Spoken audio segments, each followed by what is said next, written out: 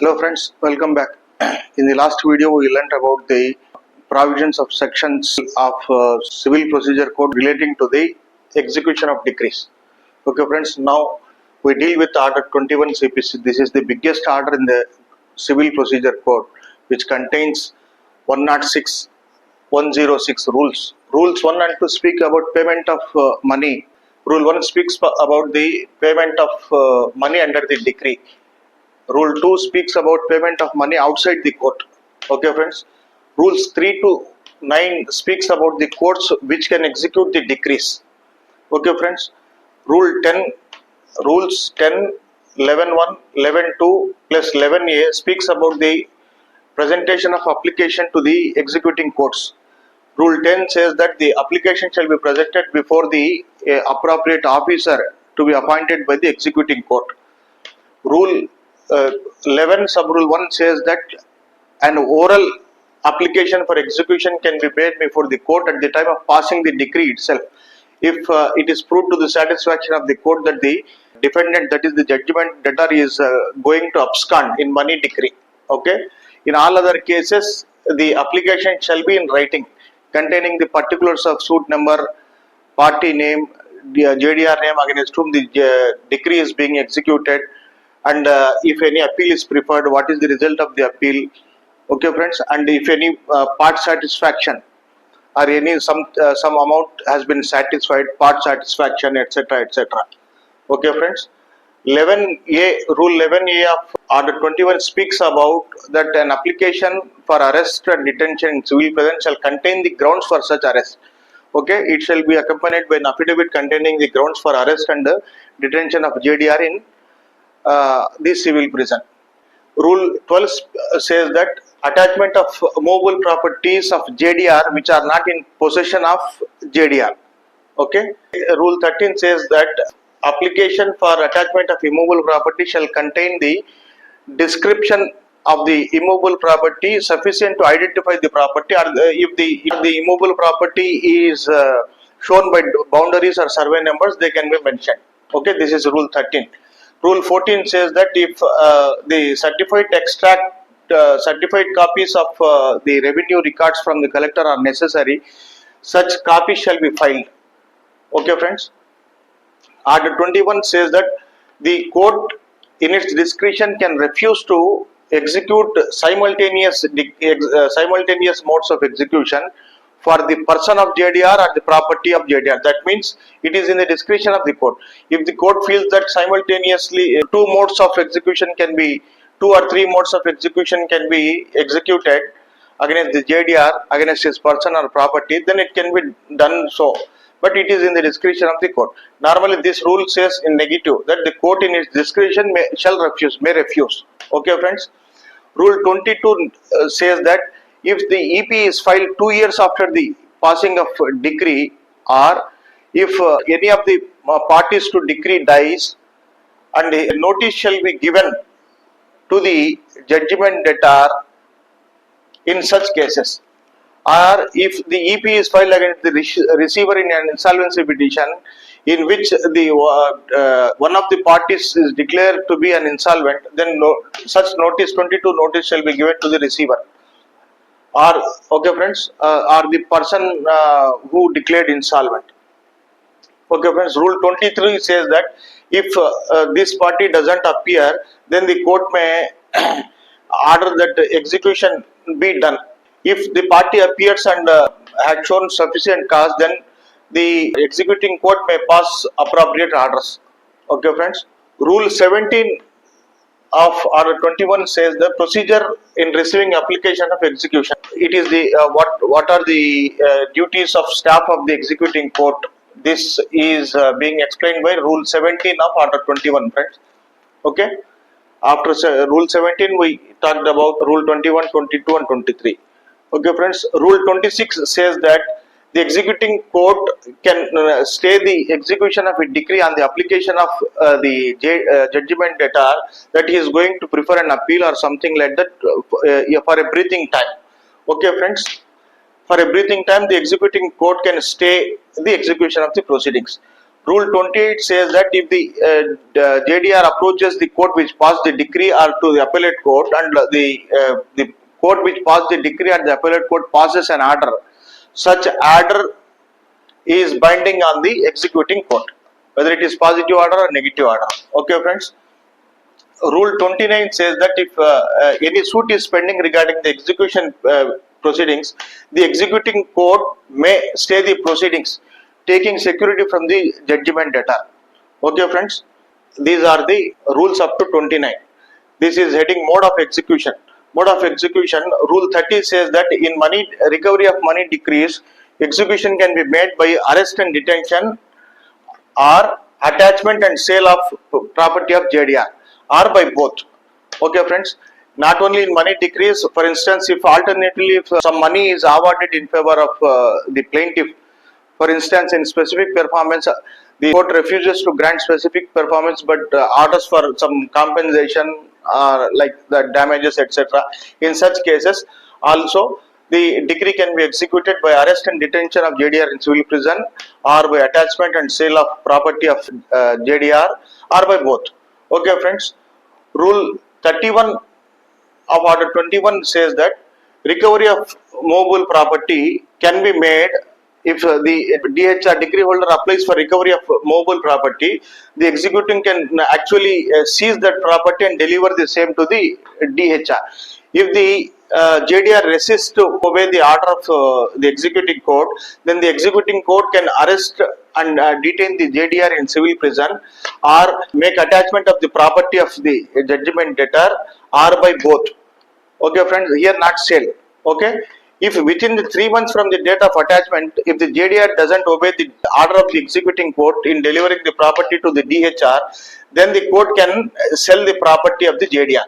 Okay, friends. Order 32 says that in decrees for specific performance, restitution of conjugal rights, and decree for injunction, the execution can be made by arrest and detention of JDR in civil prison and attachment of property of the JDR. Okay, such attachment will be in force for 6 months. If within the 6 months, if the JDR doesn't obey the order of the executing court, then the executing court can sell the property of the JDR. Okay, friends. Apart from this, the executing court can also give a direction to get the relief done by an officer authorized by it. Okay, friends. This is Rule 32. Okay. And friends, coming to Rule 34, how a decree for execution of a document or endorsement of NI Act can be executed has been explained. Okay, friends. Under this section only, the advocates file execution petitions for getting the sale deeds registered in suits for specific performance. Okay, friends. And not only the execution of documents, even the endorsement of negotiable instruments also. Okay, friends, this is section Rule 34.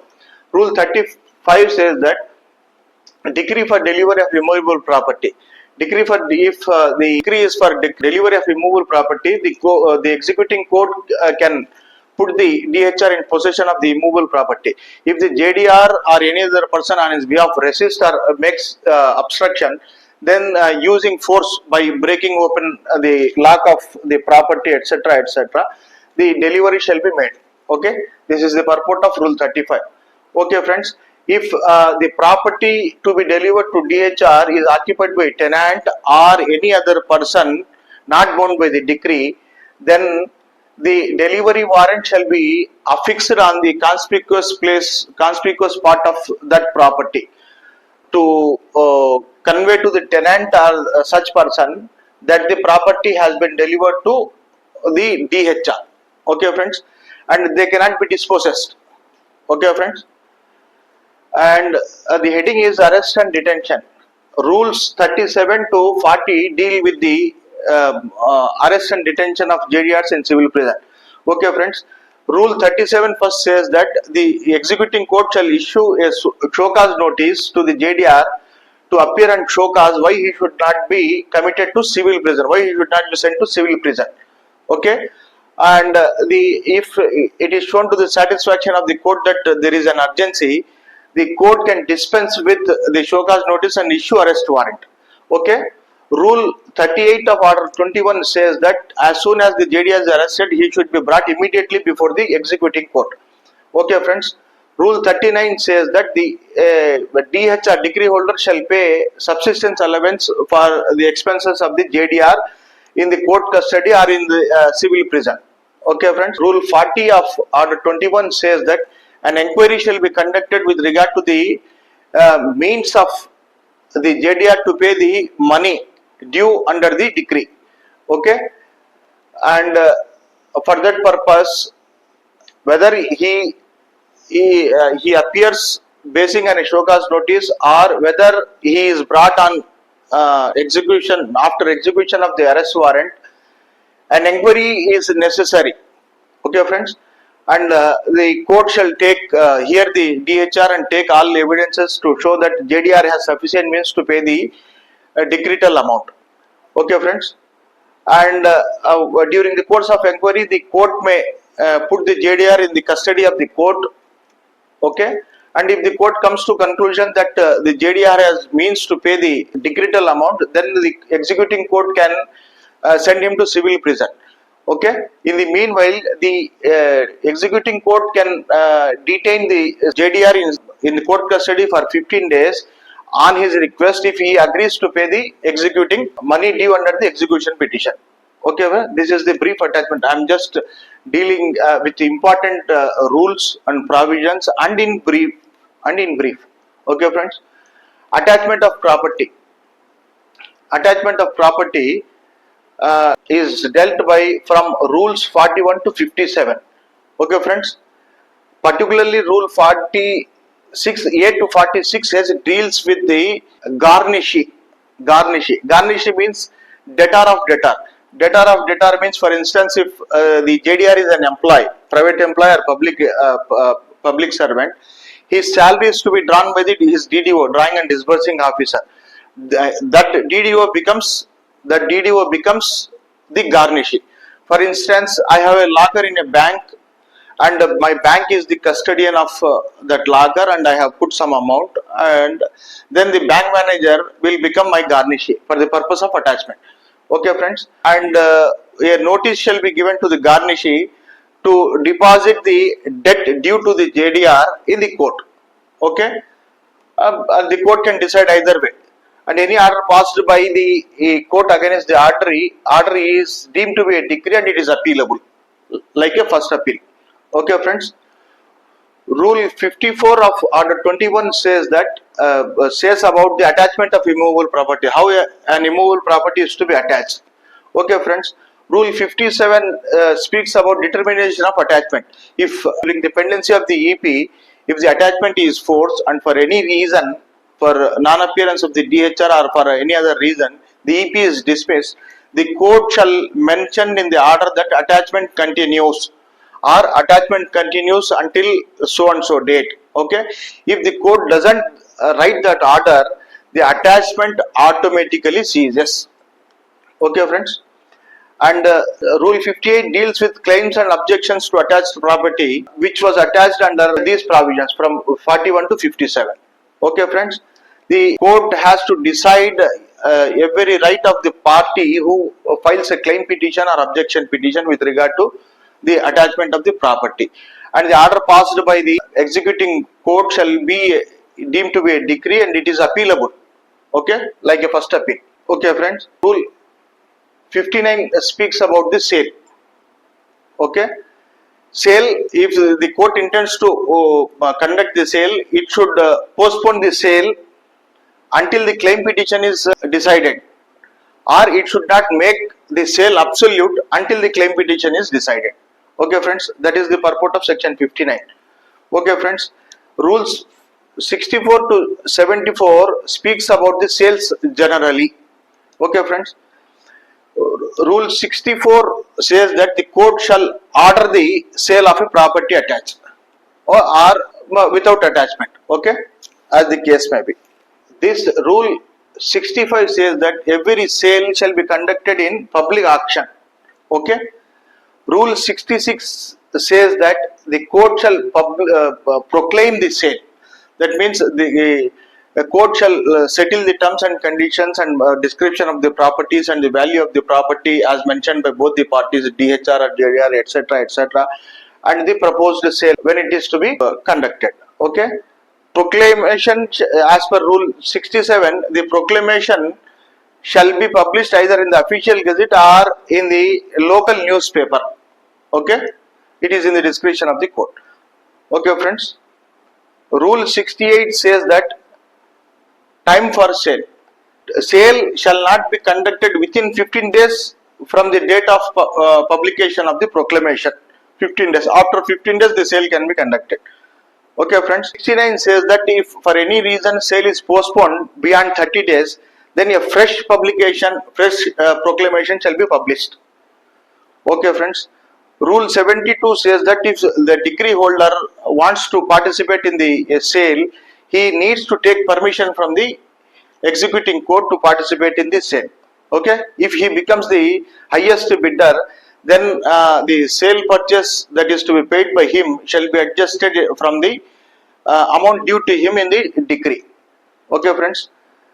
Rules 74 to 84 speaks about the sale of movable properties. Okay, it is not so important, like movable properties like perishable properties or furniture or televisions, etc., etc. Okay, friends.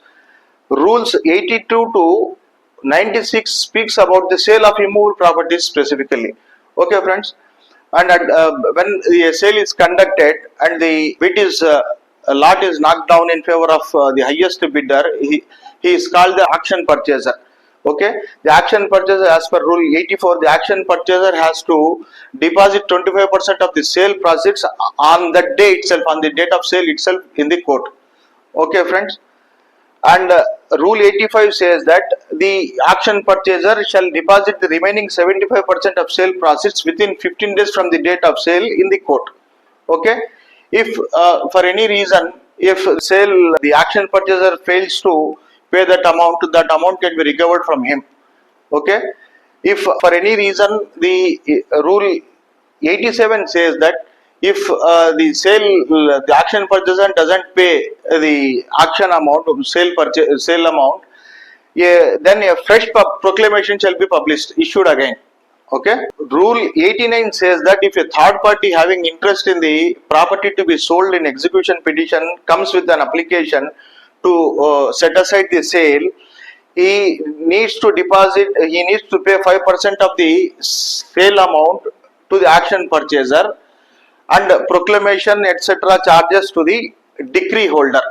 Then only his application under section 89 CPC is maintainable. Okay. Okay, friends. Rule 90 says that DHR or auction purchaser or any other person whose rights have been affected by the sale can apply to the court to set aside the sale on the ground of irregularity or fraud. In such cases, the court can set aside the sale. Normally, it is not being happen. Okay. Okay, friends. Rule 91 says that if the auction purchaser feels that the JDR has no saleable interest in the property purchased by him, he can apply to the court for return of his money to set aside the sale. Okay. Friends, Rule 92 says that the sale is over, the auction purchaser deposited the amount within 15 days, first 25% on the date of sale, 75% within 15 days from the date of sale. The court has to confirm the sale and the sale will become absolute as per Rule 92 sub Rule 1. Okay, friends. The proviso says that if within 60 days a third party who applies to set aside the sale under Rule 89 pays the amount to the DHR within 60 days, then the sale shall be set aside. Okay. Therefore, normally the courts will confirm the sale and the sale will become absolute only 60 days after the sale is held. Okay. Okay, friends. And in case if the sale is set aside, the purchase money shall be returned to the auction purchaser as per Rule 93. Friends. Okay. Okay. Sale is confirmed. Sale becomes absolute. then a sale certificate shall be issued to the action purchaser under Rule 94, mentioning the property sold and the name of the person who purchased that property. That is Rule 94. Okay, friends. Rule 95 says that the property sold in auction to the action purchaser shall be delivered to him. Shall be delivered to him. Okay, and he shall be put in possession of that property as per Rule 95 of the Order 21 of the CPC. Okay, friends, if the property sold in the action is occupied by a tenant or any person who is not bound by the execution order, then such delivery warrant shall be affixed on some conspicuous part of that house, which was house or property which was sold in court sale. Okay, that is Rule 96. Rule 97 says that if decree holder or auction purchaser faces resistance or obstruction from the JDR or any other person, then he can move an application under section 97 complaining such resistance or obstruction. Then under Rule 98, the court can decide such application. Okay, either way, but depending upon the questions involved. Okay. Rule 99 of Order 21 says that if any person is dispossessed by DHR or auction purchaser forcibly, he may make an application complaining such dispossession under Rule 99. In such case, the court can make an order under Rule 100. Okay, friends? Either way, the court can decide either way. Okay?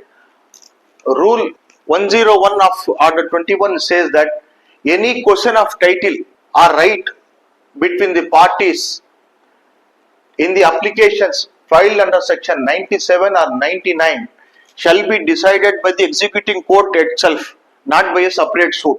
Okay? And the court shall pass orders under Rule 98 or under Rule 100 as per the result of the title decided by the court under Rule 101. Okay, friends, that is 101. Rule 102 says that if a person purchases a property during the pendency of a suit, he is called the transferee pendente lite. Transferee pendente lite, who knowingly or unknowingly purchases the property when this property is involved in a suit and basing on that decree, an execution petition has been filed, the transferee pendente lite cannot file any application or he cannot claim any possession and he cannot claim that he was dispossessed forcibly or he cannot file any application under Rule 99.